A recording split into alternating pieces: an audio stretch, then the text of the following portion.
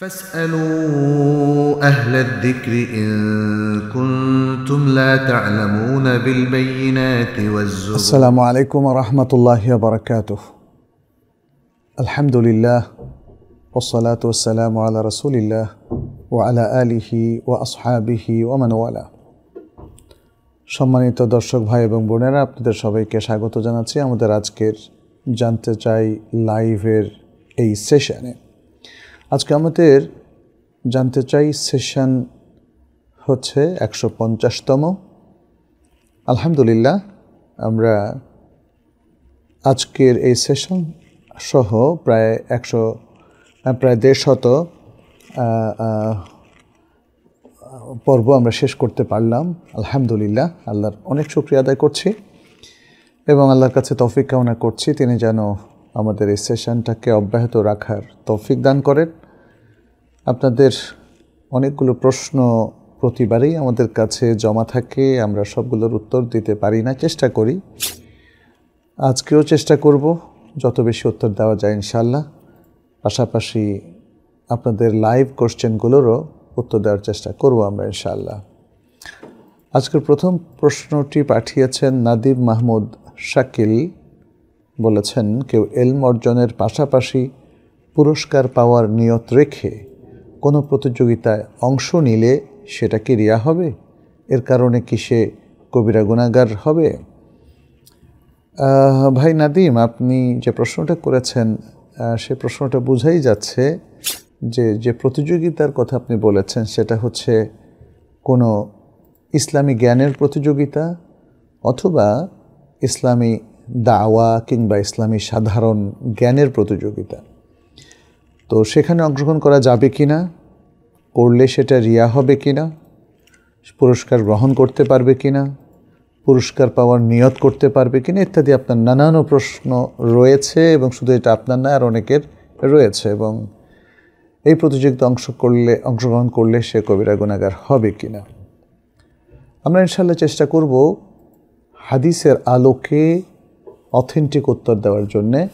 এবং এক্ষেত্রে ইসলামী দাওয়া বা জ্ঞানভিত্তিক প্রতিযোগিতার ক্ষেত্রে ওলামায়ে কেরামের বক্তব্য কি সেটা আমরা তুলে ধরব ইনশাআল্লাহ। প্রথমত একটা হাদিস আমরা এখানে পেশ করব যেটি বর্ণনা করেছেন আবু দাউদ, ইবনু হিব্বান। সেটি হলো নবী সাল্লাল্লাহু আলাইহি ওয়াসাল্লাম বলেছেন, লা সাবাকা ইল্লা ফি নাসলিন আও খুফফিন আও হাফিরিন। কোনো প্রতিযোগিতা করা যাবে না বা প্রতিযোগিতা করা অনুমোদিত নয়, অবশ্য যদি সেটা তীরন্দাজের ক্ষেত্রে হয় বা তীর প্রতিযোগিতা, তীর নিক্ষেপ প্রতিযোগিতা হয়, অথবা সেটা যদি উটের প্রতিযোগিতা কিংবা ঘোড়ার প্রতিযোগিতা, ঘোড়দৌড় বা উটের দৌড়ের প্রতিযোগিতা যদি হয়, তিনটা ক্ষেত্র ছাড়া অন্যত্র প্রতিযোগিতা করা যাবে না। ইমাম খাত্তাবী এখানে সাবাক শব্দটাকে এভাবেই বলেছেন, যেখানে বায়ের উপর ফাতহা হবে সাবাক, আর সেটা হচ্ছে প্রতিযোগীর জন্য তার প্রতিযোগিতার কারণে যদি কোনো পুরস্কার অথবা কোনো প্রাপ্তি দেয়া হয়, এই হাদিসে সেটাই বোঝানো হচ্ছে। অর্থাৎ এই তিনটা প্রতিযোগিতা ছাড়া অন্যত্র প্রতিযোগিতার মাধ্যমে কোনো পুরস্কার না দেওয়ার কথা এখানে বলা হয়েছে। আর এক্ষেত্রে ওলামায়ে কেরাম কি বলছেন? ওলামায়ে কেরাম বলছেন, বিশেষ করে জমহুরুল উলামা, অধিকাংশ উলামা, তারা বলেছেন এই হাদিসের আলোকে উল্লেখিত তিনটি জায়গা ছাড়া অন্য কোথাও কোনো বিনিময় গ্রহণ করা যাবে না প্রতিযোগিতায় অংশগ্রহণ করার কারণে। আল মাওসুআ আল ফিকহিয়া আল কুওয়েতিয়া, বিখ্যাত ফিকহ এনসাইক্লোপিডিয়া অফ কুয়েত, সেখানে বলা হয়েছে, লা খিলাফা বাইনাল ফুকাহাই ফি আসলি জাওয়াজিল মুসাবাকাতি বিইওয়াদিন। বলেছেন, ফকিহদের মধ্যে কোনো বিনিময় দিয়ে বা পুরস্কার দিয়ে প্রতিযোগিতা জায়েজ হওয়ার ক্ষেত্রে কোনো ইখতিলাফ নাই, তবে তারা ইখতিলাফ করেছেন, ইল্লা আন্নাহুম ইখতালাফু ফীমা তাজুযু ফীহিল মুসাবাকা, তারা ইখতিলাফ করেছেন যে এই মুসাবাকাটা বা এই প্রতিযোগিতা কোন ক্ষেত্রে জায়েজ।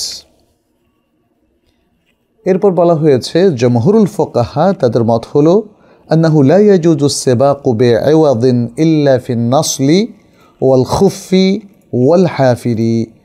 অধিকাংশ ফকিহ তারা বলেছেন যে বিনিময় দিয়ে প্রতিযোগিতা করা বা প্রতিযোগিতা অংশগ্রহণ করে এটা জায়েজ হবে না, শুধু জায়েজ হবে তিনটা ক্ষেত্রে। একটা হলো তীর নিক্ষেপ, উট দৌড় এবং ঘোড়দৌড়, এই তিনটা ক্ষেত্রে। এমনটি বলেছেন ইমাম জুহরি, প্রখ্যাত মুহাদ্দিস।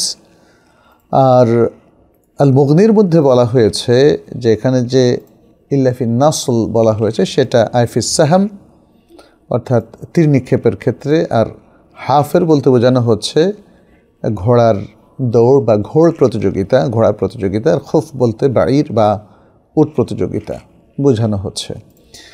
এক্ষেত্রে ইমাম আবু হানিফা রাহিমাহুল্লাহ এবং তার অনুসারী উলামায়ে কেরাম তারা বলেছেন যে 4 প্রকারের মধ্যে প্রতিযোগিতা করাটা জায়েজ। একটা হলো ঘোড়দৌড়, আরেকটা হলো ওট, আরেকটা হলো তীর, আরেকটা হলো কদম অর্থাৎ পা দিয়ে দৌড় দেওয়া, অর্থাৎ যেটাকে আমরা দৌড় প্রতিযোগিতা বলি। এই 4টার কথা তারা বলেছেন জায়েজ। তারা আগের হাদিসটা দলিল হিসেবে উল্লেখ করেছেন এবং আয়েশা রাদিয়াল্লাহু তাআলা আনহার হাদিসটাকেও তারা এখানে নিয়ে এসেছেন যে পায়দল দৌড়ে অর্থাৎ পায়ের উপর ভর করে দৌড়ে যে প্রতিযোগিতাটা, কারণ আয়েশা রাদিয়াল্লাহু তাআলা আনহা 2 বার রাসূলুল্লাহ সাল্লাল্লাহু আলাইহি ওয়াসাল্লামের সাথে প্রতিযোগিতা করেছেন, একবার জিতেছেন, পরের বার হেরেছেন, ফলে এটা দৌড় প্রতিযোগিতা জায়েজ হওয়ার দলিল।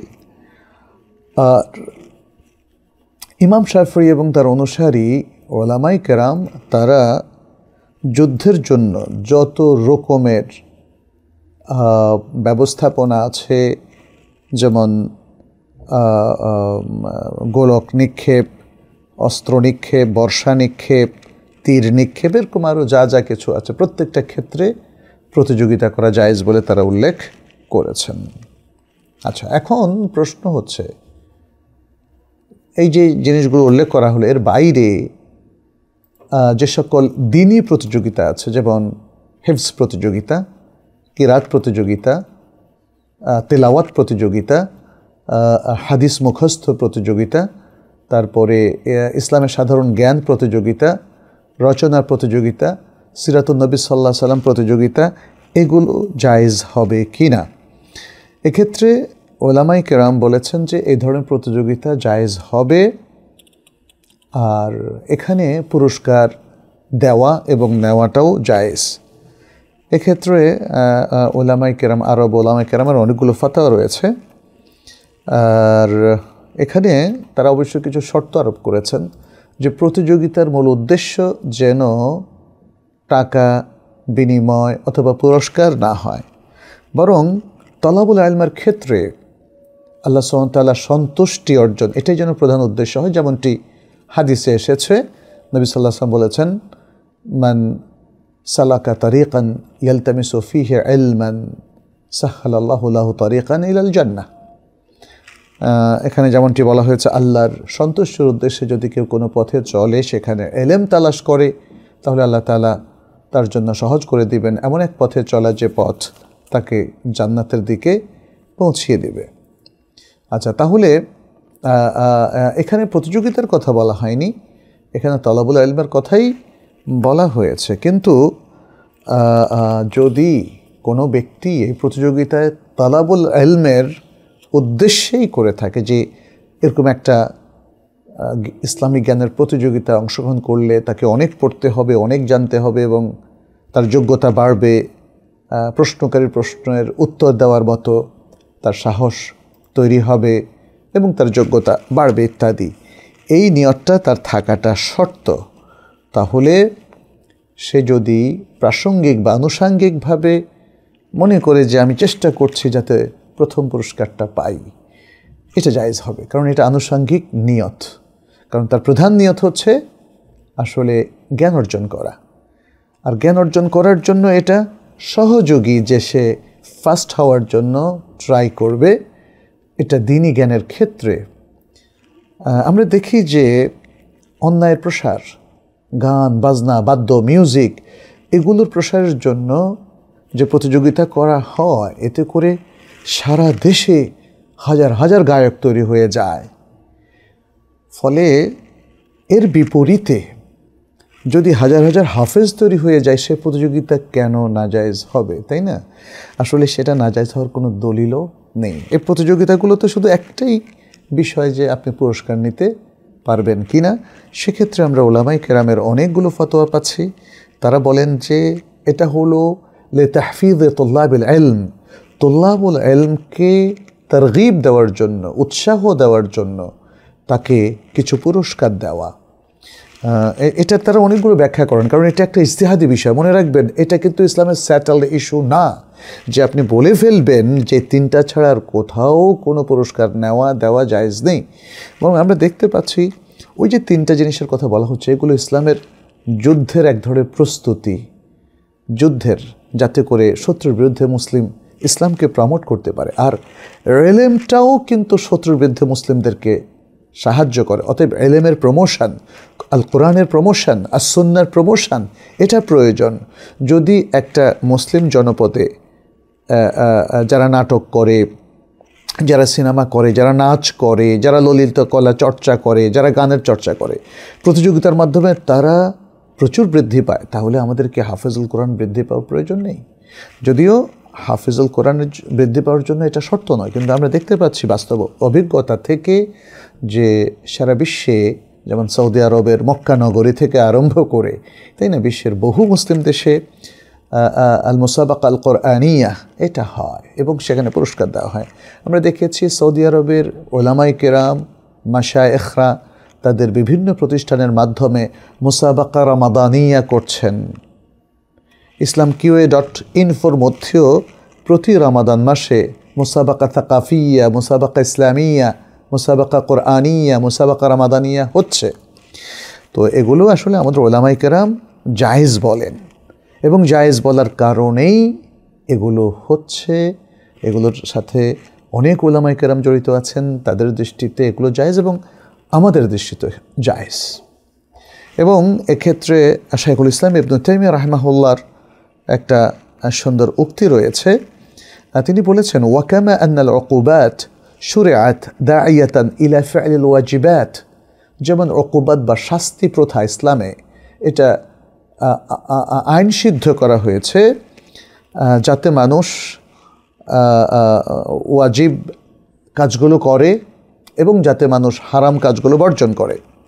ফাকাদ শুরআ আয়দান কুল মা ইউইনু আলা যালিক, তাহলে যা কিছু ওয়াজিব কাজ করার দিকে বা ভালো কাজ করার দিকে আহ্বান করে এবং হারাম বা মাকরুহ তরক করার দিকে যা কিছু আহ্বান করে, সেই সহযোগী সকল আমলও শরীয়ত সিদ্ধ করা হয়েছে। ফায়ামবাগি তাইসিরু তরিকিল খাইরি ওয়া তাআতি ওয়াল ইআনাতু আলাইহি, অতএব কল্যাণের পথ এবং তাআত বা আনুগত্যের পথ সহজ করে দেওয়া এবং কল্যাণের পথে সহযোগিতা করা এবং তারগীবু ফিহি বিকুল্লি মুমকিন, এবং সম্ভাব্য সকল উপায়ে সেদিকে মানুষকে আগ্রহী করে তোলা, এগুলো ইয়ামবাগি, তিনি বলেছেন এগুলো সঙ্গত, এগুলো করা উচিত। মিথল মা ইয়াবযুলু লিওয়ালাদিহি ওয়া আহলিহি ওয়া রাইয়াতিহি মা ইউরাগিবুহুম ফিল আমালিস সালিহ, যেমনটি পিতামাতা তাদের সন্তানের জন্য, পরিবার পরিজনের জন্য এবং অধীনস্থ লোকদের জন্য তারা করে থাকে, কি করে থাকে, মা ইউরাগিবুহুম ফিল আমালিস সালিহ, এমন কিছু যা তাদেরকে পুণ্য কাজের প্রতি আগ্রহী করে তোলে। মিন মালিন, এবং এজন্য তারা যে সম্পদ, আও থানা, অ্যাপ্রিসিয়েশন, আও গায়রিহি, অথবা অন্য কোনো কিছু তারা যে ব্যয় করে, এটা উত্তম, এটাকে তারা উত্তম হিসাবে, তিনি উত্তম হিসেবে উল্লেখ করেছেন এবং বলেছেন, ওয়ালিহাদা শুরআত আল মুসাবাকাতু বিল খাইলি ওয়াল ইবিলি ওয়াল মুফাদালাতু বিসসিহামে, আর এই জন্যই ঘোড়া, উট দ্বারা মুসাবাকা বা প্রতিযোগিতা শরীয়ত সিদ্ধ করা হয়েছে এবং তীর দ্বারা একে অপরের মধ্যে প্রতিযোগিতা করা জায়েজ করা হয়েছে। তিনি বলছেন ওয়া আখযুল জু'লি আলাইহা, এবং এর উপর পুরস্কার গ্রহণটাও শরীয়ত সিদ্ধ করা হয়েছে। লিমা ফিহি মিনাত তারগীব ফি ইদাদিল কুওয়াতি ওয়া রিবাতিল খাইলি লিল জিহাদ ফি সাবিলিল্লাহ, কেননা এর মধ্যে রয়েছে কুওয়াত বা শক্তি প্রস্তুতি গ্রহণের প্রতি তারগীব, এবং জিহাদ ফি সাবিলিল্লাহর জন্য বা জিহাদ ফি সাবিলিল্লাহর উদ্দেশ্যে ঘোড়া সহ সব কিছুকে প্রস্তুত করে রাখা। মানে এই সব কিছু আসলে এই প্রতিযোগিতাগুলোর মধ্য দিয়ে অর্জিত হয়। হ্যাঁ, প্রতিযোগিতা আমরা জানি যে একটা মহড়া, সেনাবাহিনীর মহড়া, তারপরে সিকিউরিটি বাহিনীর মহড়া, এটা বিভিন্ন দেশে হয়ে থাকে। অতএব যদি যুদ্ধের জন্য মহড়া জায়েজ হয়, তাহলে এডুকেশন আজকের যুগের ইন্টেলেকচুয়াল ওয়ার, যুদ্ধের একটা বড় জায়গা, যে কারণে বিশ্বের ইসলাম বিরোধী সকল শক্তি ইসলামী এডুকেশনটাকে তছনছ করে দেওয়ার চিন্তা করছে। অতএব প্রতিযোগিতা, জ্ঞানের প্রতিযোগিতা সম্পন্নের মাধ্যমে যদি আমাদের মুসলিম যুবকদেরকে, যুবতীদেরকে, তরুণদেরকে, তরুণীদেরকে, ছাত্রছাত্রীদেরকে আমরা জ্ঞানমুখী করতে পারি, তাহলে ঠিক ওই যে ঘোড়া, উট কিংবা তীরের মাধ্যমে যে যুদ্ধের প্রস্তুতি, এই প্রস্তুতিও তার চাইতে কোনো অংশে কম নয়, এমনটি মনে করে থাকেন আমাদের বর্তমান যুগের অনেক মুহাক্কিক ওলামায়ে কেরাম। ফলে এই ধরনের প্রতিযোগিতা, যার মধ্যে শুধু কল্যাণই আছে, অকল্যাণ কোনো কিছু নেই, সেটা জায়েজ বলে তারা মনে করেন। এবং এর আসল হিসাবে তারা ইবনে তাইমিয়া রাহমাহুল্লাহ, যিনি আমাদের আলো দেখান সবসময়, জ্ঞানের আলো এবং বিশুদ্ধ চিন্তাভাবনার এক চমৎকার দৃষ্টান্ত, ইবনে তাইমিয়া রাহমাহুল্লাহ, তিনি এই কথাগুলো যে বলেছেন তার আলোকেই আমাদের উলামায়ে কেরামের সিদ্ধান্তটা নিয়েছেন। আর ওই যে বলা হয়েছে এছাড়া আর কোনো প্রতিযোগিতায় টাকা নেওয়া যাবে না, সেটির ব্যাখ্যা আমার মনে হয় আমাদের আলোচনার মধ্যেই রয়েছে। ইবনে তাইমিয়া রাহমাহুল্লাহর উদ্ধৃতির মধ্যেও তার জবাবগুলো রয়েছে।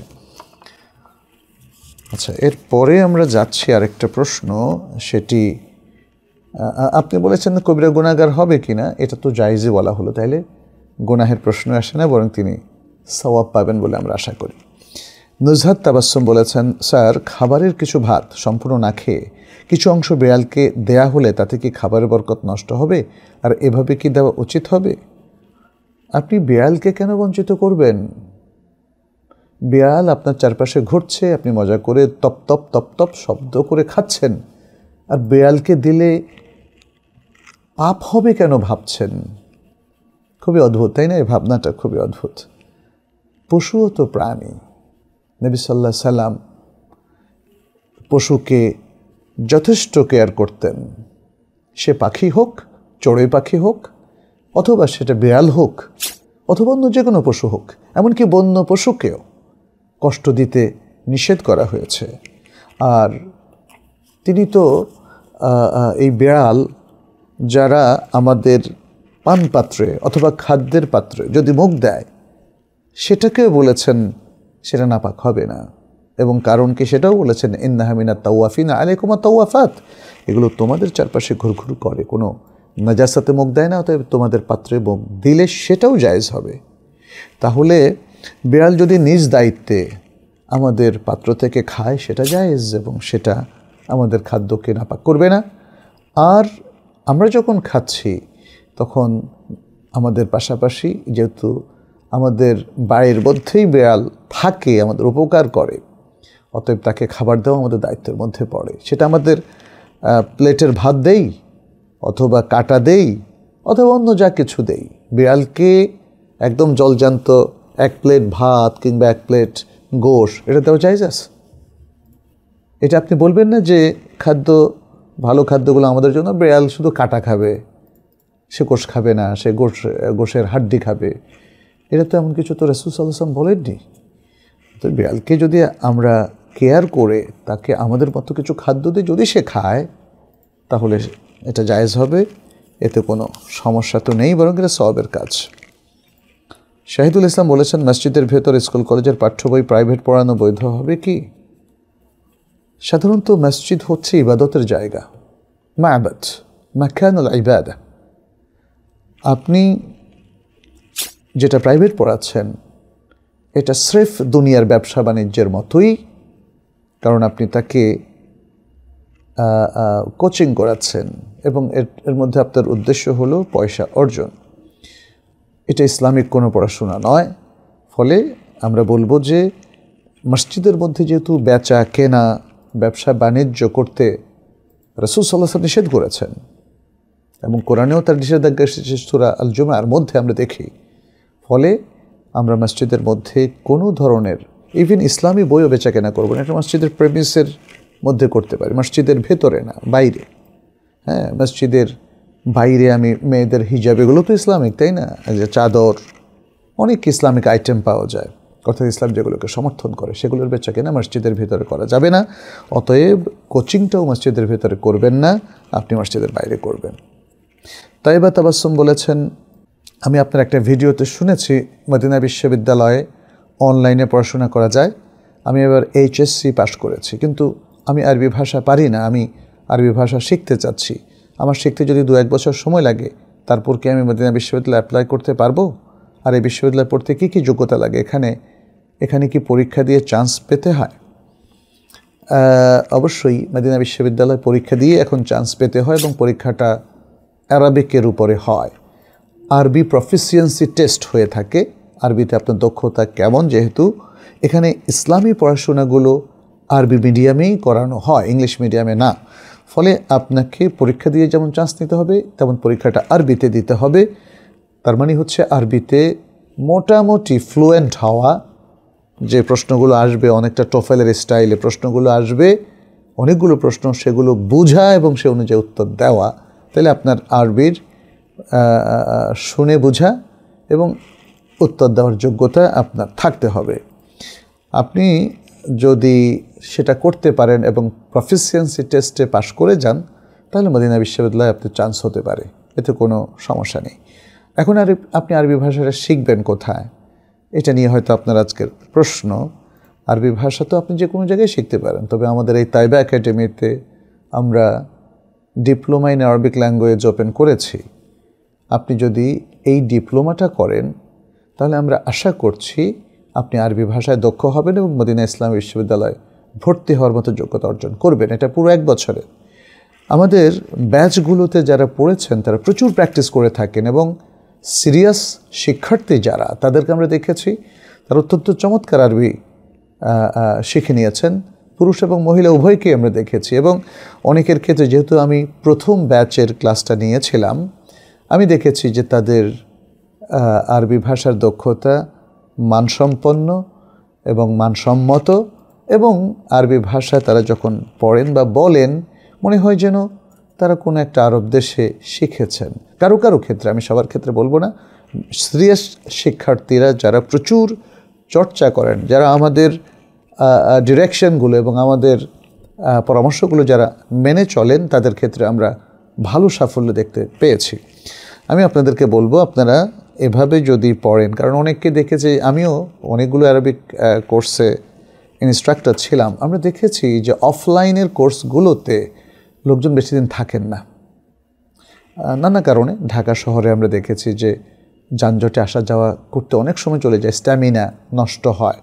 ফলে অনেকেই প্রথম 1 সপ্তাহ 2 সপ্তাহ খুব মুতাহাম্মেস থাকেন, তারপরে দেখেন যে অনেক কষ্ট হয়, তারা ক্লাসগুলো মিস করতে থাকেন, ফলে আরবি তো শেখা হবে না। তো আমাদের এই অনলাইনে আপনি বাসায় থেকে লাইভ ক্লাসও করতে পারবেন, রেকর্ডেডগুলো তো যখন ইচ্ছা দেখতে পারবেন।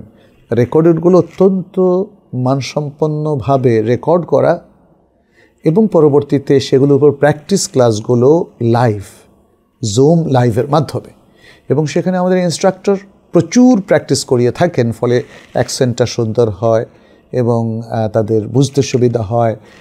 যদি কোথাও তারা না বুঝে থাকেন, সেটা তারা বুঝতে পারেন।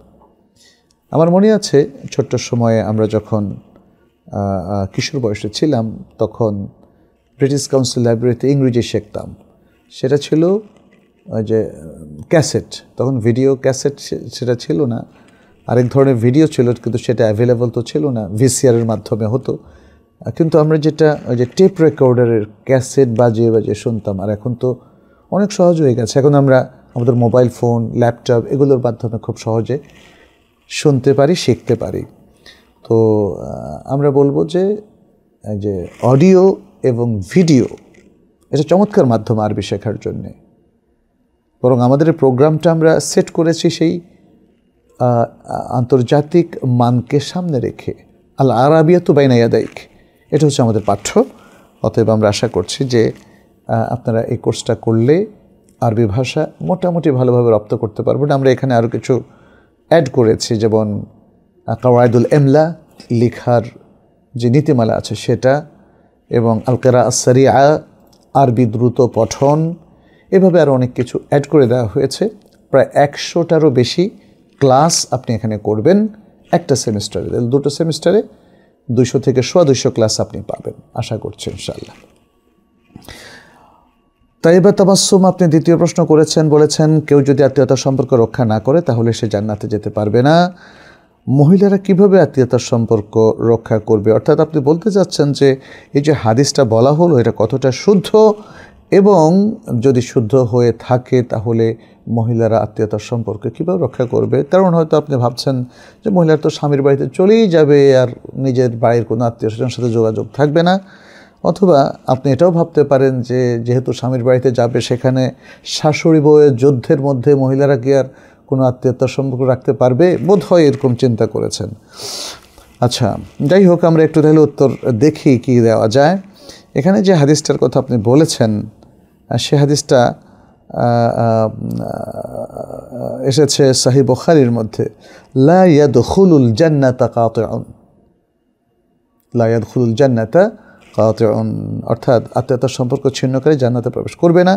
ইবনু আবি ওমর তিনি বলছেন, সুফিয়ান আস-সাউরি তিনি বলেন, ইয়ানি কাতিআ রাহিমিন, হ্যাঁ, কাতিউ রাহিমিন, অর্থাৎ যিনি আত্মীয়তার সম্পর্ক ছিন্ন করেন। রাহিম কথাটা বলে তিনি ব্যাখ্যা করলেন। তো সুতরাং আমরা বলবো হাদিসটা শুদ্ধ, হাদিসটা শুদ্ধ। সুতরাং আমার আপনার সবারই উচিত হচ্ছে আত্মীয়তার সম্পর্ক রক্ষা করা। আত্মীয়তার সম্পর্ক রক্ষা করা মানে প্রতিদিনই আত্মীয়তার সাথে কুশলাদি বিনিময় করা নয়। আপনি মানে তাদের সাথে প্রতিদিন যোগাযোগ করতে হবে, তার কথা জানতে হবে, বুঝতে হবে, অথবা তার গিয়ে খেদমত করতে, এমন তো না। এমনও আত্মীয় থাকতে পারে যার সাথে আমার গত 10 বছরে দেখা হয় নাই, এটাকে ছিন্ন করা বলে না। আপনি ঘোষণা দেবেন না যে অমুকের সাথে আমার কোনো সম্পর্ক নাই, অমুককে ত্যায্য করা হলো, অমুকের সাথে সম্পর্ক ছিন্ন করা হলো। এটা হচ্ছে আত্মীয়তার সম্পর্ক ছিন্ন করা। একটা ঝগড়াঝাটির পরে, কিংবা কথা কাটাকাটির পরে, অথবা মানে যদি কোনো কনফ্লিকশন বা সংঘর্ষ দেখা দেয়, তারপরে যদি আপনি ঘোষণা করে আত্মীয়তার সম্পর্ক ছিন্ন করেন, এটাকে আত্মীয়তার সম্পর্ক ছিন্ন করা বলা হয়। অথবা রাগ করে কথা বন্ধ করে দিলেন, ইত্যাদি ইত্যাদি আরও অনেকগুলো সিমটম এবং আরও অনেক কিছুর বহিঃপ্রকাশ এখানে থাকতে পারে। আমি সবটা সেখানে বলছি না, এতটুকু যে আপনি টের পাবেন যে আপনি আত্মীয়তার সম্পর্ক ছিন্ন করেছেন, এটা করা যাবে না। আত্মীয়তার সম্পর্ক রক্ষা করার জন্য আপনাকে প্রথমত সবার সাথে স্বাভাবিক সম্পর্ক রাখতে হবে। প্রতিদিন তার সাথে যোগাযোগের প্রয়োজন নেই, তবে যোগাযোগ হলে সহাস্য বদনে কথা বলবেন, তার প্রতি শ্রদ্ধা রাখবেন, ভালোবাসা রাখবেন, মমতা রাখবেন, এবং তাকে বলবেন যদি সম্ভব হয় যে আপনার সাথে আমার ভালো লাগে, বা এরকম সুন্দর কথা বলবেন, তাহলে আত্মীয়তার সম্পর্ক রক্ষা হবে। তবে আত্মীয়তার সম্পর্ক রক্ষার নামে দেখবেন যে আবার যেন মহিলা এবং পুরুষ ফ্রি মিক্সিংটা যেন না হয়ে যায়। ইসলাম গায়রে মাহরামের সাথে যে দূরত্ব রাখতে বলেছে, সে দূরত্ব রাখতে হবে, এবং এই দূরত্ব রাখার কারণে আত্মীয়তার সম্পর্ক নষ্ট হয়েছে এটা বলা যাবে না। আশা করি বুঝতে পেরেছেন। তানভীর বিন লুৎফর রহমান তিনি বলেছেন যে আমি আপনার ভিডিওগুলো ডাউনলোড করে ফেসবুকে প্রচার প্রসার করতে চাই ইনশাআল্লাহ। সেক্ষেত্রে আপনার অনুমতি চাচ্ছি। জাযাকুমুল্লাহু খায়রান। ভাই তানভীর, আপনাকে অনেক অনেক ধন্যবাদ। আপনি দ্বীনের খেদমত করতে চান, সেটা অবশ্যই প্রশংসিত, এবং আমরা আশা করি যে দ্বীনের খেদমতে যদি এগিয়ে আসেন তাহলে আল্লাহ সুবহানাহু ওয়া তাআলা এর মধ্যে অনেক খায়র ও বরকত রাখবেন। তবে একটা বিষয় শুধু এখানে পরামর্শ দেব যে শুধু আমিই নই, আমাদের যে কোনো ব্যক্তি, যে কোনো শিক্ষাবিদ, যে কোনো স্কলারের ভিডিওগুলো যদি আপনি আপনার নিজস্ব কোনো চ্যানেলে ডাউনলোড করেন, সেটা সঙ্গত হবে না, যেহেতু এগুলোর কপিরাইট দেওয়া আছে। এগুলোর কপিরাইট দেওয়া আছে, এটা আপনি জানতে হবে। হ্যাঁ, তো তাহলে আপনি কি করতে পারেন? কপিরাইট দেওয়া আছে অথচ আপনি এগুলোকে প্রচার প্রসার করে দিনের প্রমোশন চান, একটা উপায় আছে, সেটা হলো শেয়ার করা। আপনি লিঙ্ক শেয়ার করে দেবেন, খুব চমৎকার। দেওয়ার কাজ দেওয়াও হলো, কপিরাইট ক্লেম আসবে না আপনার, আপনিও বিপদে পড়বেন না এবং অন্যদেরকেও বিপদে ফেলবেন না। আচ্ছা, এখানে কেন আমরা এই পরামর্শটা দিলাম? কারণ আপনি জানেন যে কন্টেন্টগুলো রেডি করার জন্য প্রচুর একদিকে যেমন পরিশ্রম এবং সাধনা করতে হয়, অন্যদিকে এগুলোর এই যে কাটিং বা অন্য যে কোনো চ্যানেলে আনঅথরাইজড প্রচারের মধ্য দিয়ে ভুল বোঝাবুঝি হয় এবং কপিরাইটের কথা তো আমি বললাম ইত্যাদি। ফলে অনেকেই হুবহু সেটাকে ডাউনলোড করুন এটা চান না। দাওয়াতি উদ্দেশ্যে লিঙ্ক শেয়ারই যেহেতু যথেষ্ট, আমার মনে হয় আপনি সেটাই ফলো করুন, শুধু আমাদেরটা না, অধিকাংশ ক্ষেত্রেই। আর যে কন্টেন্টগুলো আপনি নিজে তৈরি করবেন সেগুলো আপনি প্রচার করুন, তাহলে ইনশাআল্লাহ আশা করি আর কোনো সমস্যা হবে না। এখানে প্রসঙ্গত আমরা আরও দু একটি কথা বলবো যে আমরা যখন দিনী আলোচনা করি সেখান থেকে কাট করে বিভিন্ন লোক নানা উদ্দেশ্যে সেই জিনিসগুলো ব্যবহার করে। কেউ সেটা তাদের অ্যাডভার্টাইজে ব্যবহার করে। যেমন ধরুন, আমি বললাম যে মধু আল্লাহর এক অনবদ্য সৃষ্টি, চমৎকার, উপকারী। এর বিষয়টি আমরা দেখি যে আল কোরআনে যেমন বর্ণিত হয়েছে, নবী সাল্লাল্লাহু আলাইহি ওয়াসাল্লাম মধুর উপকারিতা উল্লেখ করেছে, অথবা আল হাব্বা সাউদা, কালো জিরা, অথবা এভাবে মানে আল কোরআন এবং সুন্নায় যে সকল খাদ্যের বর্ণনা এসেছে আমরা সেটা বর্ণনা করলাম। আপনি কি করলেন? আপনি মধু বিক্রি করেন, আপনি আমাদের এই ভিডিওটা কাট করে মধু বিক্রির ক্ষেত্রে ব্যবহার করলেন। এটা কমপ্লিটলি হারাম এবং আনঅথরাইজড একটা চর্চা। কারণ একজন ব্যক্তিকে আপনি আপনার অ্যাডভার্টাইজে নিয়ে আসলেন, তার ইমেজটাকে তার অনুমতি ছাড়া ব্যবহার করলেন, আপনার ইনকামটাকে এটা হারাম করে দেবে। অতএব বি কেয়ারফুল। আপনারা এই কাটিং করে আরেকজনের অনুমতি ছাড়া তার বক্তৃতা, তার লেকচার শিট, তার লেকচার সেশন থেকে এগুলো নিয়ে আসবেন, এটা কখনো বৈধ হতে পারে না। আচ্ছা, দ্বিতীয়ত আমি আরেকটা জিনিস এখানে প্রসঙ্গত বলতে চাই, সেটি হলো সেটা ফেসবুকে প্রচুর ফেক অথবা মিথ্যা অথবা যেটা মানে কোনো ব্যক্তির অনুমতি ছাড়া যেগুলো আনঅথরাইজড ওপেন করা হয়েছে ফেসবুক পেজ অথবা আইডি, তো এগুলো ছড়াছড়ি আছে। এটা আমাদের নামেও আছে, আমাদের ছাড়া আর অন্য অন্য ব্যক্তিদের নামে আছে। এটা একটা আনঅথরাইজড চর্চা। একজন ব্যক্তির ইমেজ আপনি ব্যবহার করছেন, তার নাম ব্যবহার করছেন, তার ইমেল ব্যবহার করে মানুষের কাছে জানান দিচ্ছেন এটা একটা মানে সঠিক পেজ, এটা তো জায়েজ হতে পারে না, এটা কখনো জায়েজ হতে পারে না। কোনো ব্যক্তির নাম ব্যবহার করার ক্ষেত্রেও তো অনুমতি লাগবে, তার ইমেজ ব্যবহার করার ক্ষেত্রেও অনুমতি লাগবে। আপনি একজন ব্যক্তির ইমেজ ছাপাতে পারেন না, প্রচার করতে পারেন না। আপনি দাওয়াতি পারপাসে আমাদের সবার সকল বক্তব্য প্রচার করতে পারেন লিঙ্ক শেয়ারের মাধ্যমে, সেটা বলে দিয়েছি। আর আপনি পেজ ওপেন করে ফেলবেন, এটা তো ঠিক না। আপনি কি অন্য কারো নামে একটা পাসপোর্ট করতে পারেন? আপনি কি অন্য কারো নামে আপনি নিজের এনরোলমেন্টটা করতে পারেন? ইউনিভার্সিটিতে, কলেজে, ইভেন একটা ছোট্ট কোর্সেও পারা যায়। এটা কেউ করে না। এটাকে মানুষ তাজভির বলে, এটাকে মানুষ অসততা মনে করে। আমি জানি না ফেসবুক পেজ কেন এই কাজটা করলো। তারা অসংখ্য ফেক এবং মিথ্যাচারের মাধ্যমে প্রচারিত পেজগুলোকে তারা প্রমোট করার সুযোগ করে দিচ্ছে। ফলে এটা হচ্ছে, যদি এমনটা হতো যে প্রত্যেক পেজ ওপেন করতে হলে ব্যক্তির নিজেকে করতে হবে এবং তার পার্সোনাল আইডি, এনআইডি অথবা পাসপোর্ট লাগবে এবং তাকে প্রুফ করতে হবে যে এটা অন্য কারো পেজ নয়, আমি মনে করি এতটা সততা ফেসবুক এবং সোশ্যাল নেটওয়ার্ক দেবে।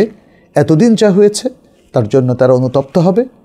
কোনো ব্যক্তি যেন অন্য কারো অনুমতি ছাড়া তার নামে কোনো পেজ ওপেন করতে না পারে, সেই ব্যবস্থা নেওয়ার জন্য আমি অনুরোধ করছি, আমি আহ্বান জানাচ্ছি। আর পাশাপাশি আমাদের দিন দরদি মুসলিম ভাই বোনদেরকে আমি অনুরোধ করব, আপনারা সত্যের সাথে থাকুন, সততার সাথে থাকুন, সততার চর্চা করুন। আপনারা কখনোই মিথ্যার পাশে থাকবেন না। মিথ্যা, প্রতারণা, ভেজাল এগুলো থেকে আপনারা দূরে থাকবেন। আল্লাহ আমাদের সবাইকে তৌফিক দান করুন। সিতু বিনতে মঞ্জু বলেছেন, সন্তানকে বাবা মা নামাজ আদায় করতে বললে সন্তান যদি বলে আমাকে নামাজের ব্যাপারে কিছু বলতে আসবে না, আমি আল্লাহর কাছে জবাব দেব, তাহলে বাবা মা কি তাকে তার নামাজের ব্যাপারে নসিহা করবে? সন্তান যেহেতু বলেছে তাকে নামাজ আদায়ের ব্যাপারে কিছু না বলতে, তাহলে বাবা মা যদি কিছু না বলে তাহলে কি তারা গুনাহগার হবে? এরকম সন্তানকে যদি বাসা থেকে বের করে দেওয়া হয় তাহলে কি বাবা মা গুনাহগার হবে? উল্লেখ্য, বাসার সবাই অর্থাৎ পুরুষরা সকলে জামাতের সাথে নামাজ আদায় করে। ওই সন্তানটিও একসময় নামাজ আদায় করত, এখন মন চাইলে পড়ে, মন চাইলে পড়ে না। আল্লাহ তাআলা আপনাদের সাহায্য করুন, এমন সন্তানদেরকে আল্লাহ তাআলা পূর্ণ হেদায়েত দান করুন।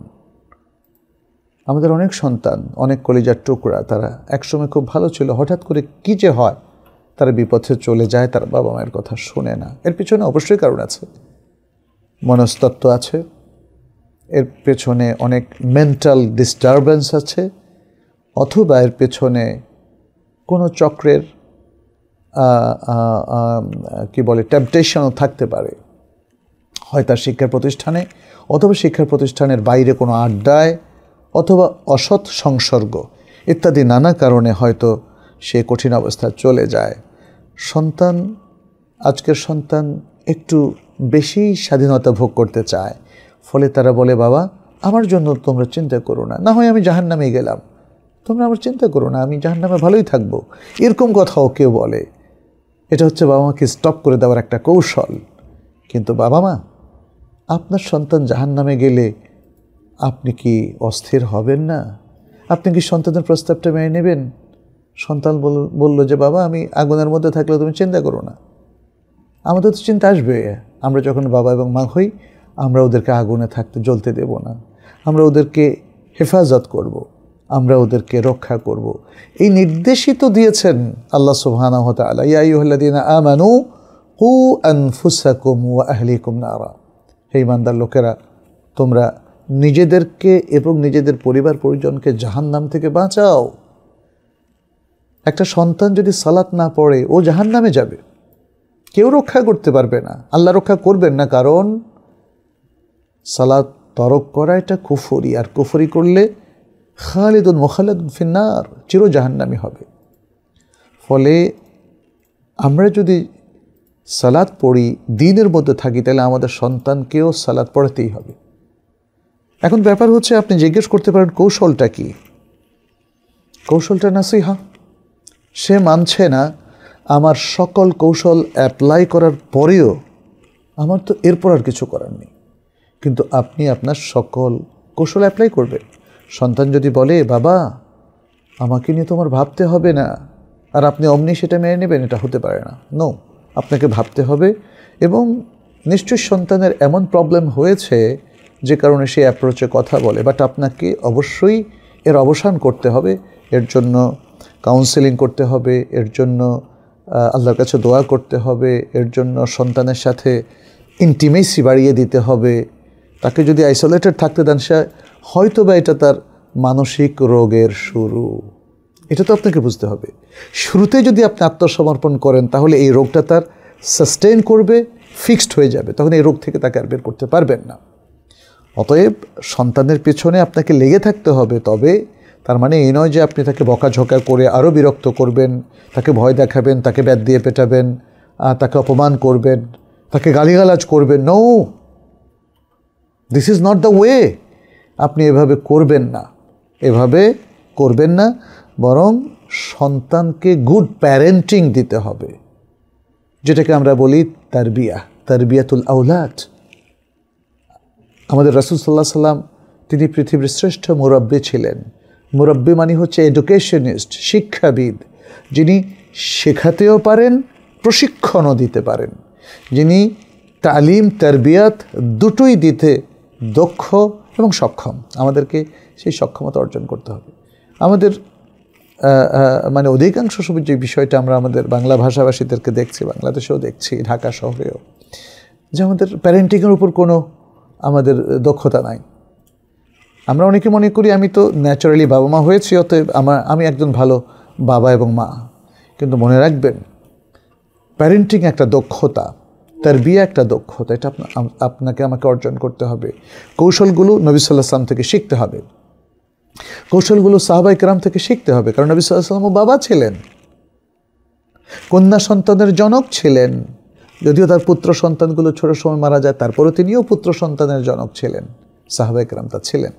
এবং আমি বিশ্বাস করি যে আজকের আধুনিক প্যারেন্টিং সিস্টেমের চাইতে রাসূল সাল্লাল্লাহু আলাইহি ওয়াসাল্লামের প্যারেন্টিং অনেক সুন্দর ছিল। এবং এটাও বলাই বাহুল্য যে নবী সাল্লাল্লাহু আলাইহি ওয়াসাল্লামের সিস্টেম থেকেও আধুনিক পদ্ধতির অনেকেই টিপসগুলো নিয়েছে।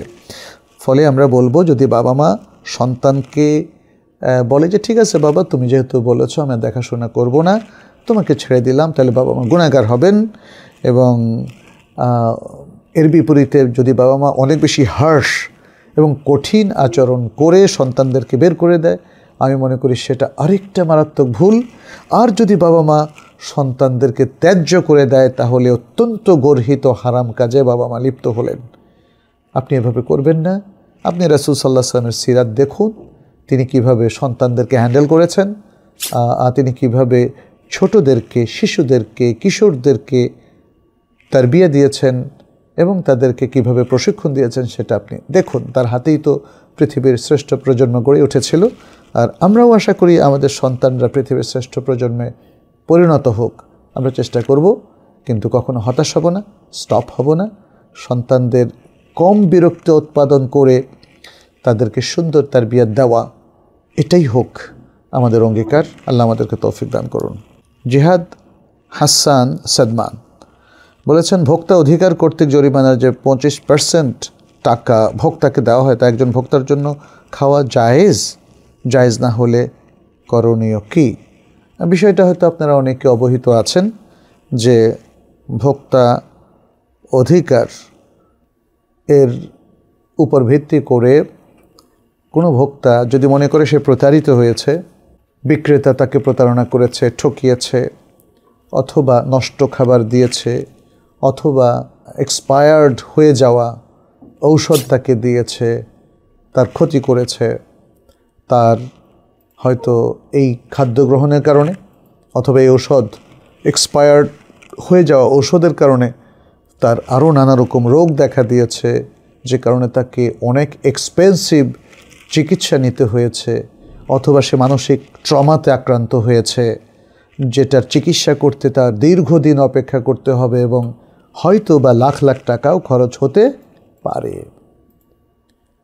এখন ভোক্তা যখন কোনো অভিযোগ করেন, তখন ম্যাজিস্ট্রেট অনেক ক্ষেত্রে তাৎক্ষণিকভাবে হোক বা একটা মামলা হওয়ার পরে তিনি বিক্রেতার উপর একটা জরিমানা করেন। আমাদের দেশে নিয়ম অনুযায়ী অনেকাংশে দেখা যায় যে ভোক্তাকে সেই জরিমানার কিছু অংশ দিয়ে ক্ষতিপূরণ দেওয়া হয়।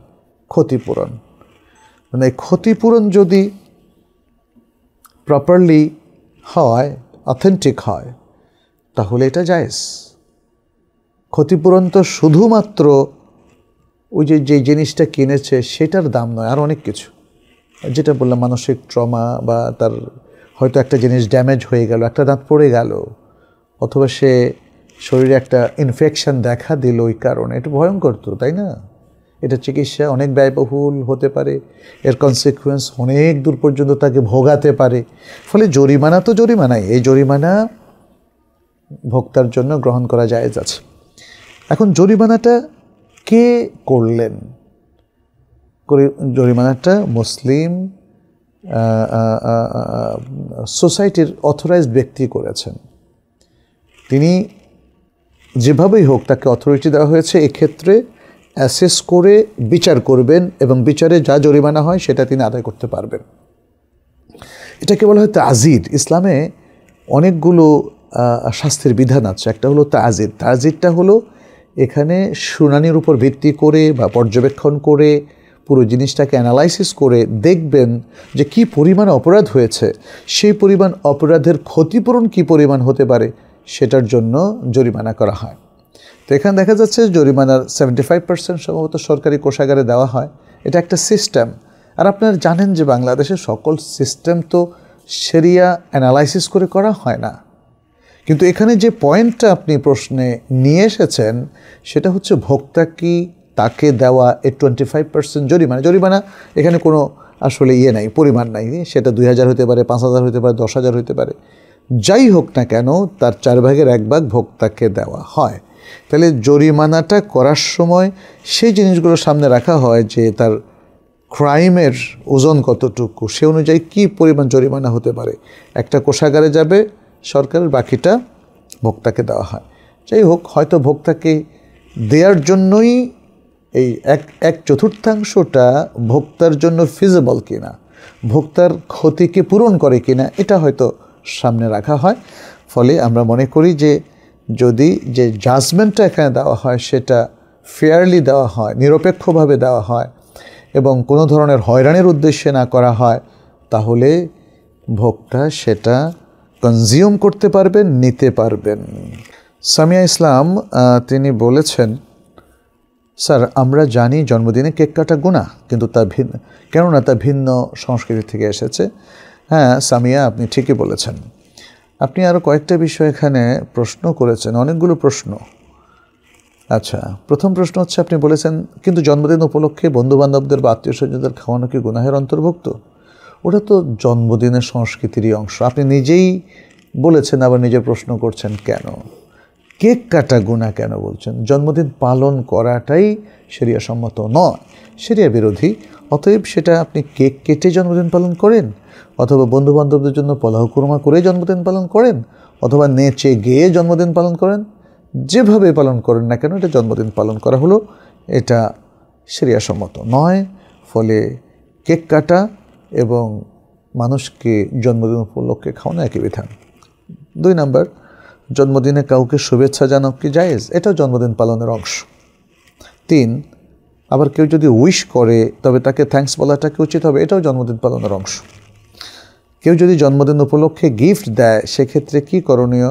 তার মানে হচ্ছে প্রথম 3টা যেহেতু মানে উইশ করা, থ্যাঙ্কস দেওয়া, অর্থাৎ জন্মদিন পালনে আমরা সবাই শরীক হলাম, তাই না?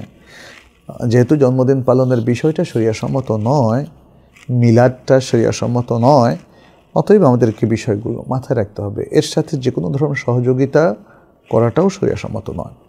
আপনার চতুর্থ প্রশ্ন হচ্ছে যদি কেউ জন্মদিন উপলক্ষে গিফট দেয় সেখানে কি করণীয়, এবং যদি টাকা দেয় এমন মানুষ যার কাছ থেকে টাকা নিতেই হবে সেক্ষেত্রে কি করণীয়?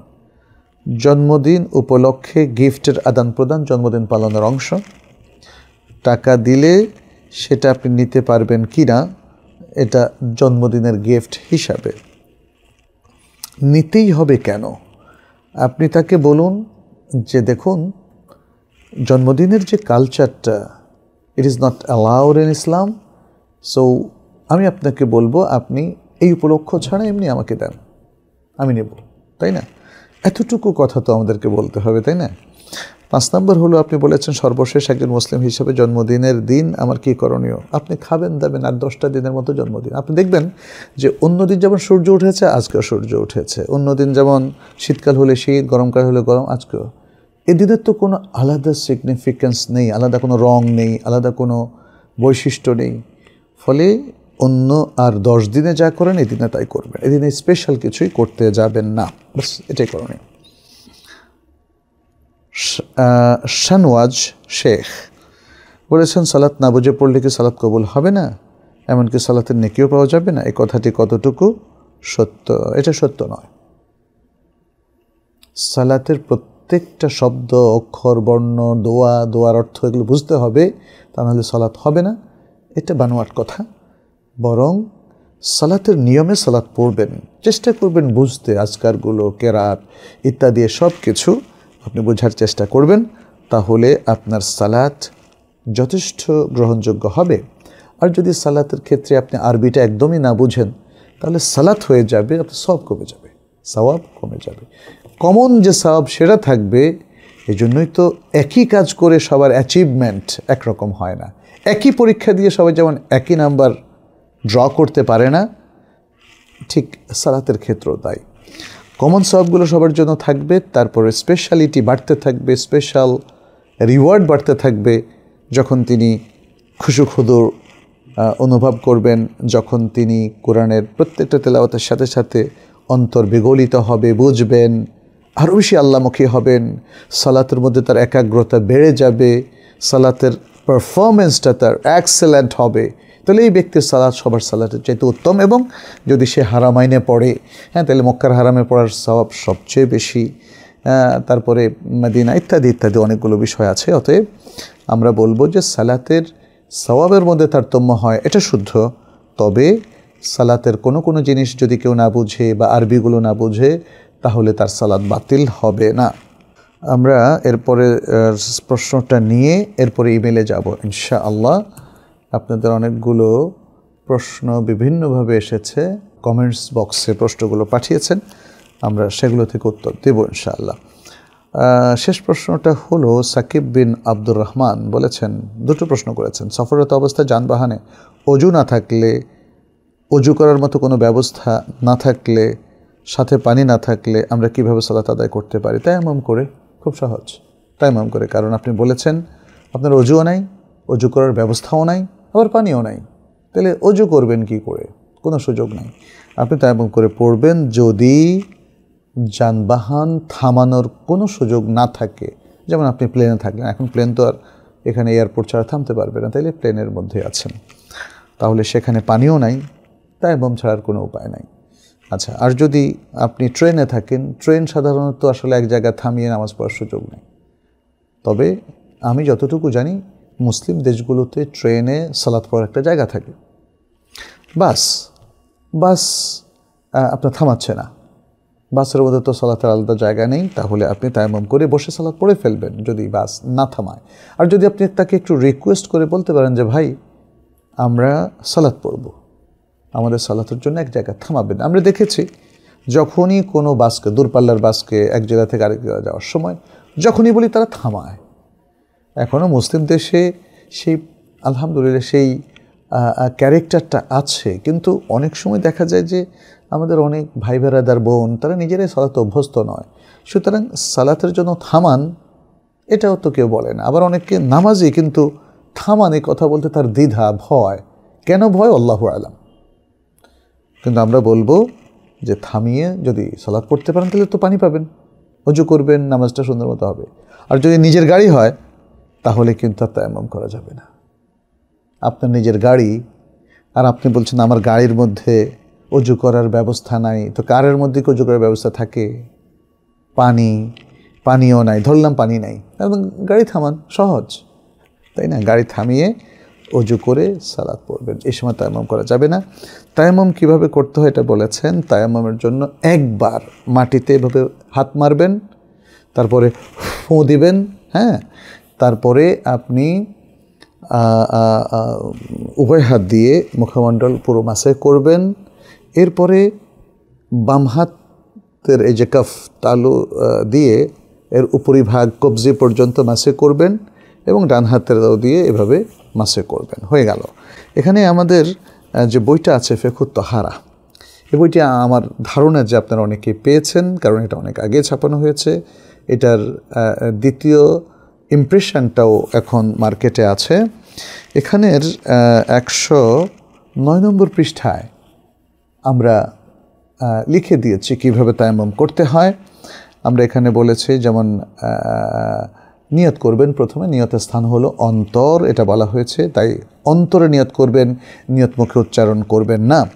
নিয়ত করার পরে বিসমিল্লাহ বলবেন, এরপর দুই হাত জমিনের পবিত্র মাটির উপর একবার ফেলবেন, তারপর ফু দিয়ে হাত পরিষ্কার করে উভয় হাত দিয়ে সম্পূর্ণ মুখমণ্ডল মাসে করবেন, তারপরে বাম হাতের তালু দিয়ে ডান হাতের পিঠ কবজি পর্যন্ত মাসে করবেন এবং ডান হাতের তালু দিয়ে বাম হাতের পিঠ কবজি পর্যন্ত মাসে করবেন। এটাই হচ্ছে তায়াম্মুম। বাস হয়ে গেল, ভেরি ইজি। কোনো ফকিহ বলেছেন কবজির বদলে কোনোই পর্যন্ত করতে হবে, এটা কারো কারো মত। বাট আমরা যেটা পাচ্ছি সহিহ আল বুখারীর হাদিসে 338 নম্বর হাদিসে, সেখানে নবী সাল্লাল্লাহু আলাইহি ওয়াসাল্লাম কি বলছেন? ইন্নামা কানা ইয়াকফিকা হাকাদা, তোমার জন্য এরকম করাটাই যথেষ্ট ছিল। এ কথা বলে নবী সাল্লাল্লাহু আলাইহি ওয়াসাল্লাম তায়াম্মুমের প্র্যাকটিক্যাল দেখালেন। কি করলেন? ফাদারাবান নবিয়্যু সাল্লাল্লাহু আলাইহি ওয়াসাল্লাম বিকাফাইহি আল আরদা ওয়া নাফাখা ফীহিমা সুম্মা মাসাহা বিহিমা ওয়াজহাহু ওয়া কাফাইহি। অতঃপর নবী সাল্লাল্লাহু আলাইহি ওয়াসাল্লাম 2 হাত মাটিতে মারলেন, তারপর 2 হাতে ফুঁ দিলেন, ফুঁ দিয়ে বালুগুলোকে উড়িয়ে দিলেন। তারপর 2 হাত দ্বারা তার চেহারা ও উভয় হাত, উভয় কাফ, কাফ মানে কবজি পর্যন্ত হাত মাসেহ করলেন। এটা বুখারীর হাদিস। অতএব এভাবে করলে আমাদের জন্য যথেষ্ট হবে। সম্মানিত দর্শক ভাই বোনেরা, আপনারা বহু প্রশ্ন পাঠিয়েছেন ইতিমধ্যে, সম্ভবত আমাদের এই অনুষ্ঠানে থাকা অবস্থাতেই। আমি তার কিছু আপনাদেরকে উত্তর দিব, সবগুলো উত্তর দেওয়া সম্ভব হবে না। এগুলোর সংক্ষিপ্ত উত্তর আমি এখানে দেওয়ার চেষ্টা করছি। আহনা খান বলেছেন, যদি কেউ না বুঝে জেনা করে ফেলে, এখন যদি তারা তাদের ভুল বুঝে বিয়ে করতে চায়, তারা কি বিয়ে করতে পারবে নাকি তাদের 3 মাস অপেক্ষা করতে হবে? জেনা করার পরে মেয়েদের ক্ষেত্রে বিবাহের মতোই ইদ্দতটা পালন করতে হবে। ইদ্দতটা পালন করতে হবে এবং এটা ওয়াজিব যে কোনো অবস্থায়। ইভেন তারা যদি বিয়েও না করে তবু ইদ্দত পালন করতে হবে। আচ্ছা, ইদ্দতের মধ্যে বা এই কাজ করার পরে এখন তারা তাদের ভুল বুঝতে পেরেছে, তাদেরকে আরেকটা গুরুত্বপূর্ণ কাজ করতে হবে, সেটা হলো তাওবা। আর তাওবা নাসুহ, সিনসিয়ার তওবা করতে হবে। আল্লাহর কাছে কেটে যে আল্লাহ অনেক বড় অপরাধ করে ফেলেছি, ক্ষমা করে দাও, এটা করতে হবে। তওবা করার মধ্য দিয়ে তাদের এই বড় পাপটা ক্ষমা হবে আল্লাহর কাছে। যদিও এই কাজটা একটা সামাজিক অপরাধ এবং এটা ইসলামের দৃষ্টিতে শাস্তিযোগ্য অপরাধ। সেই শাস্তি হওয়া না হওয়া এইটা তো আসলে আল্লাহ তাআলা বাধ্য করেন না। মানুষের কর্তব্য হচ্ছে জেনার শাস্তি বাস্তবায়ন করা। বাট সেটা যদি বাস্তবায়ন না হয়, তাহলে যারা এই কাজে লিপ্ত হয়েছিল তারা আল্লাহর কাছে ক্ষমা চাইবে। আল্লাহ তাআলা তাদেরকে আশা করি তওবা করলে ক্ষমা করে দেবেন। এরপরে যদি তারা বিয়ে করতে চায়, বিয়ে করতে পারবে। দুটো জিনিস, তওবা ইস্তেগফারের পরে এবং মেয়েদের ইদ্দতের পরে। মেয়েদের ইদ্দত সাধারণত 3 হায়েস, সাধারণত এটা 3 মাস বা 3 মাসের অপেক্ষা একটু বেশি হয়, বাট গ্রসলি 3 মাস বা 3.5 মাস যদি তিনি অপেক্ষা করেন তাহলেই যথেষ্ট হবে। এবং তারপরে তারা তওবা ইস্তেগফার করলে তাদের জন্য নতুন করে বিয়েটা জায়েজ হবে। তবে মেয়েদের ওয়ালি বা অভিভাবকের অনুমতি অবশ্যই লাগবে। রুবাইয়াত বিনতে আয়েশা বলেছেন, যদি কেউ বেশিরভাগ সময় অসুস্থ থাকে আর ডাক্তার দেখিয়েও তেমন কোনো উপকার না পায়, তবে বিশেষ কোনো আমল আছে কি যার মাধ্যমে আল্লাহ তাআলা সুস্থতা দান করবেন? আশা করি উত্তর পাবো ইনশাআল্লাহ। জি জনাব রুবাইয়াত, আল্লাহর কাছে তাওয়াক্কুলের কমতি থাকলে চলবে না। ঈমান, তাওয়াক্কুল এগুলো করতে হবে, আল্লাহর কাছে দোয়া করতে হবে, আল্লাহর কাছে শিফা চাইতে হবে। যেহেতু আল্লাহ সুবহানাহু ওয়া তাআলা বলেছেন ওয়া ইযা মারিদতু ফাহুয়া ইয়াশফিন, এটা ইব্রাহিম আলাইহিস সালামের কথার উদ্ধৃতি দিয়েছেন, আমি যখন অসুস্থ হই তিনি আমাকে সুস্থতা দান করেন। আর নবী সাল্লাল্লাহু আলাইহি ওয়াসাল্লাম তো কত সুন্দর সুন্দর শিফার দোয়া শিখিয়েছেন। আসআলুল্লাহুল আযীম রাব্বাল আরশিল আযীম আন ইয়াশফিয়াক, আমি আরশে আযীমের অধিপতি আল্লাহর কাছে দোয়া করছি তিনি যেন আপনাকে শিফা দান করেন, অথবা আন ইয়াশফিয়ানি, তিনি যেন আমাকে শিফা দান করেন। আরেকটা সুন্দর দোয়া হচ্ছে আল্লাহুম্মা রাব্বান নাস, আল্লাহুম্মা রাব্বান নাস আযহিবিল বাস ওয়াশফি ওয়া আনতা শাফি লা শিফা ইল্লা শিফাউক শিফাআন লা ইউগাদিরু সাকামা। হে আল্লাহ, আপনি মানুষের রব, আপনি বিপদ দূর করে দেন, আপনার শেফা ছাড়া কোনো শেফা নাই। আপনি শেফা এমনভাবে দান করুন যেন তারপরে আর কোনো রোগ ব্যাধি না থাকে। এভাবে অনেকগুলো সুন্দর সুন্দর দোয়া আছে, রুকিয়া আছে, সূরা ফাতিহা, সূরাতুশ শিফা। আপনি শেফার জন্য আল্লাহর কাছে দোয়া চাইবেন। আপনি যদি নানা অস্থিরতার মধ্যে ভোগেন তাহলে বেশি বেশি নফল সালাত পড়বেন, ফরজ তো পড়বেনই। রাসূল সাল্লাল্লাহু আলাইহি ওয়াসাল্লাম বেলালকে বলতেন, রিহনা বিহা ইয়া বেলাল, বেলাল তুমি সালাত দিয়ে আমাদেরকে প্রশান্ত করো। নবী সাল্লাল্লাহু আলাইহি ওয়াসাল্লামের যখন কোনো অস্থিরতা আসতো তিনি সালাতে মগ্ন হয়ে যেতেন, এটা সাহাবায়ে কেরামের মধ্যে আমরা দেখি।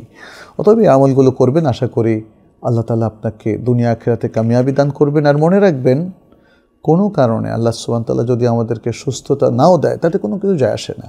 আখিরাতে যেন আমরা আল্লাহর নিয়ামত পাই, নাজাত পাই, সেই চেষ্টাটা করতে হবে। একজন মহিলা নবী সাল্লাল্লাহু আলাইহি সাল্লামকে বলেছিলেন, ইয়া রাসূলুল্লাহ, আমার মৃগী রোগ আছে, আপনি দোয়া করেন যেন আল্লাহ আমাকে সুস্থ করে দেন। নবী সাল্লাল্লাহু আলাইহি সাল্লাম বললেন, তুমি যদি চাও আমি তোমার জন্য দোয়া করতে পারি, তুমি সুস্থ হয়ে যাবে, আর তুমি যদি চাও তোমার জন্য জান্নাত হবে এবং তুমি সবর করবে, আমি তোমার জন্য দোয়া করব না। তিনি বললেন যে ঠিক আছে, আমি এই রোগের উপরে সবর করলাম, আমি আপনাকে আর অনুরোধ করব না যে আপনি আল্লাহ আমাকে সুস্থ করে দেওয়ার জন্য দোয়া করবেন, তবে একটা দোয়া করতে হবে ইয়া রাসূলুল্লাহ, সেটি হচ্ছে আমি যখন নিচে পড়ে যাই তখন আমার সতর ওপেন হয়ে যায়। এটা একজন মহিলার জন্য খুবই লজ্জাজনক, আপনি দোয়া করেন যেন আমার সতরটা ওপেন না হয়। আর এটা তো আসলে সবরের ব্যাপার না, এটা একটা তার মানিজ্যতের ব্যাপার। ফলে রাসূল সাল্লাল্লাহু আলাইহি ওয়াসাল্লাম দোয়া করলেন, ওই মহিলা সবর করলেন মৃগী রোগের উপর, এবং এরপর থেকে আর কখনোই তার সতর ওপেন হয় নাই। আচ্ছা, রাফিজুর রহমান রাফি বলেছেন, ঢাকা শহরে এমন অনেক দোকান আছে যারা অনেক ইন্টারন্যাশনাল ব্র্যান্ডের চায়না কপি জুতা বিক্রি করে। জুতাগুলো দেখতে অনেকটা আসল জুতার মতোই, দেখতে খুবই সামান্য পার্থক্য থাকে, তবে দোকানদাররাও এটাকে কপি বলে বিক্রি করে এবং কোয়ালিটির দিক থেকে কম হওয়ায় জুতাগুলোর দামও আসল জুতা থেকে অনেক কম। এই ধরনের জুতা কেনা কি জায়েজ হবে? আমরা তো আসলে অনেকেই যারা কিনি তারা এই ব্র্যান্ডগুলো চিনি না। আমি আমার কথাই বলি, আমি কোনো ব্র্যান্ডই চিনি না, ফলে এটা যে কপি সেটাও তো বুঝতে পারি না। যদি এমনই হয় তাহলে এই ধরনের ব্যক্তিরাই জুতাগুলো কিনতে পারবে, এই ধরনের ব্যক্তি যারা জানেই না যে এটা একটা কপি, নকল। আমি বলবো যে বিক্রেতার জন্য এটা হারাম কোনো একটা ব্র্যান্ডকে নকল করা, সে ব্র্যান্ডের ইমেজকে ব্যবহার করা তার অনুমতি ছাড়া, অথবা মানুষকে ধোঁকা দেওয়ার জন্য ব্র্যান্ডটাকে ব্যবহার করা। যদিও মানুষও হয়তো অনেক সময় জানে এটা নকল, অনেক সময় জানে এটা আসলটা নয়। বিক্রেতার জন্য এই ধরনের ব্র্যান্ডের অপব্যবহার তার ইনকামকে হারাম করে দেবে। আর ক্রেতা যদি জানতে পারে যে এটা নকল, তাহলে এটা অনেকটা চোরাই মালের মতো কেনাটা হবে। চোরাই মাল যেমন কেনা নিষিদ্ধ, এই ধরনের কপি করা জিনিসগুলো কেনা নিষিদ্ধ। আমরা সাধারণ জিনিসগুলো নেব যেখানে শরিয়ার কোনো অবজেকশন নেই।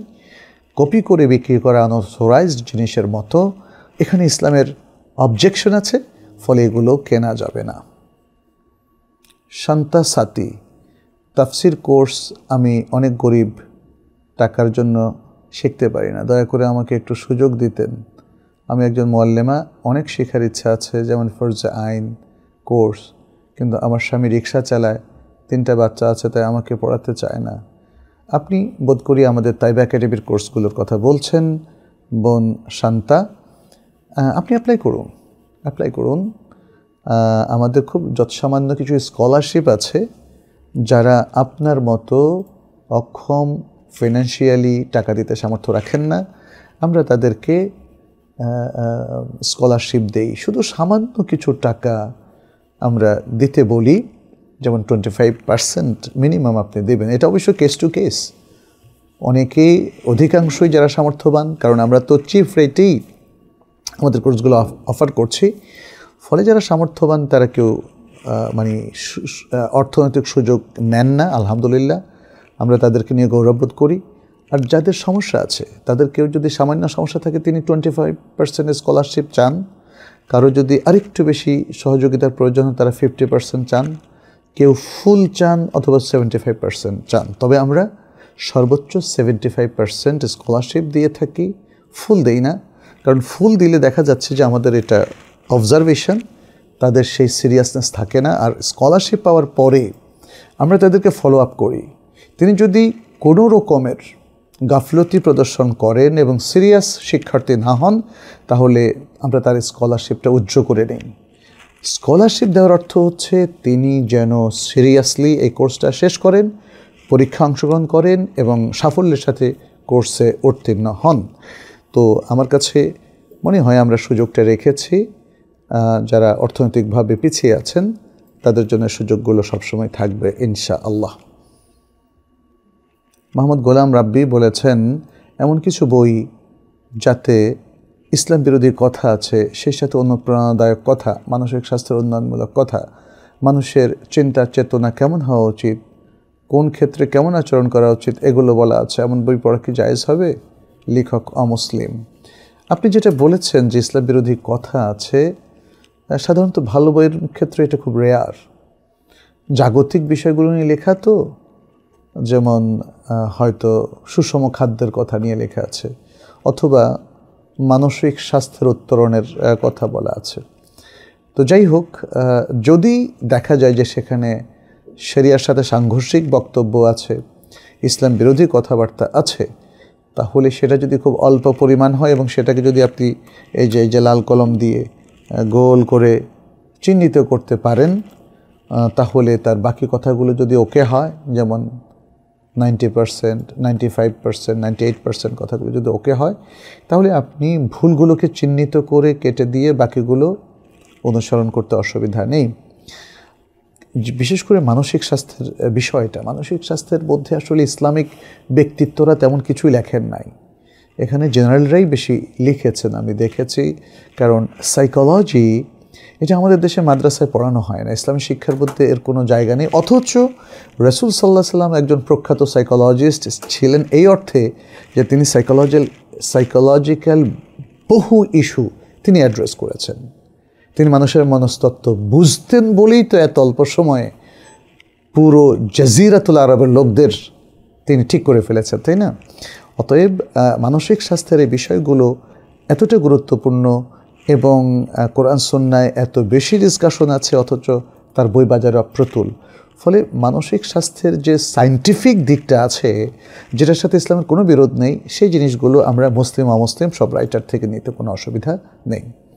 মারিয়াম ইসলাম বলেছেন, আমি একজন মেয়ে, আমি জেনারেল লাইনের স্টুডেন্ট, এবছর এইচএসসি পাশ করেছি, আমি পর্দা করে চলি।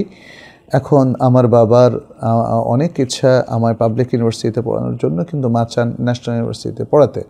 বাংলাদেশের প্রায় সব প্রতিষ্ঠানে ছেলেমেয়ে একসাথে পড়ে, মেয়েদের জন্য একটিও পাবলিক ভার্সিটি নেই, মাত্র কয়েকটি ন্যাশনাল ভার্সিটিতে মেয়েদের পড়ায় বা কলেজে আপনি বোঝাতে চাচ্ছেন। এই অবস্থা আমার কী করণীয় হবে? আল্লাহ তাআলা রহম, আমার বিশ্বাস আছে যে আমি কোনো হারাম পথে যাব না।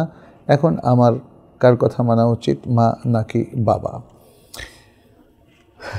আপনি কেন খামাখা একটা যুদ্ধক্ষেত্র তৈরি করছেন? মাকে একজন যোদ্ধা, বাবাকে আরেকজন যোদ্ধা, তৃতীয় যোদ্ধা হচ্ছেন আপনি। আপনার তো আপন মানুষ, মা বাবা আপনার সবচেয়ে প্রিয় মানুষ, বাবা মায়ের প্রিয় সন্তান আপনি। সবাই মিলে আলোচনায় বসুন এবং বলুন যে মা, আমরা তো মুসলিম, অথবা আমাদের মুসলিম আইডেন্টিটিটা ধরে রাখতে হবে। মেয়েদের জন্য সবচেয়ে উত্তম হচ্ছে মেয়েদের কলেজে অথবা মেয়েদের প্রতিষ্ঠানে পড়া। সেটা অপ্রতুল মানি, কিন্তু আপনাকে সেটাকে প্রায়োরিটি দিতে হবে। যদি কখনো আপনি ছেলেদের প্রতিষ্ঠানে পড়েন, তাহলে অনেকগুলো মূলনীতি আপনাকে মেনে চলতে হবে।